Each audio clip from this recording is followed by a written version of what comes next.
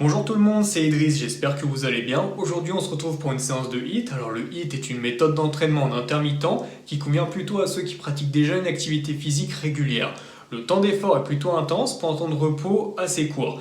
On part pour 5 exercices, 30 secondes d'effort, 15 secondes de repos, 4 à 7 tours. Je vous souhaite bon courage et à bientôt. Les squats hybrides, assis sur les genoux, le dos droit, aligné au niveau genou, bassin, épaule. Posez les pieds à plat devant vous l'un après l'autre de façon à vous retrouver en position de squat 90 degrés. Sautez le plus haut possible, amortissez la chute en revenant en position de squat 90, puis revenez en position de départ. Variante plus difficile, départ le dos droit, les fesses posées sur les talons. Poussez sur les pieds et dévide vos bras pour impulser et vous retrouver en position de squat 90 degrés. Faites un squat sauté et revenez en position de départ. Les thrusters, prenez un sac chargé et tenez-le par les hanches, collez contre la poitrine, les bras le long du corps. Réalisez un squat 90 degrés, puis sur la fin de phase de montée, développez les bras au-dessus de la tête, puis ramenez le sac contre la poitrine. Les pompes explosives, en position de pompe, en appui sur les pieds, les mains posées sous l'axe des épaules, bien alignées au niveau épaule, bassin, cheville.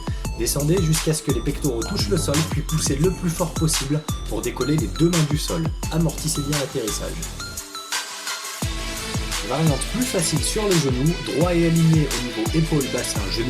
Faites une pompe en descendant d'un bloc, puis venez toucher une épaule avec la main opposée quand vous êtes en position haute. Changez de main à chaque fois. Les fentes sautées, le dos toujours droit, le pied de la jambe avant posé au sol avec l'angle du genou à 90 degrés. Sautez puis interchangez la position de la jambe avant d'amortir.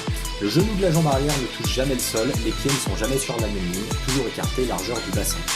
Le gainage ventral dynamique, en position de gainage ventral, droit et aligné au niveau épaule, bassin, cheville. Impulsez puis écartez les pieds d'environ 2 fois la largeur du bassin en conservant le dos droit et les abdominaux contractés. Réimpulsez pour revenir en position de départ.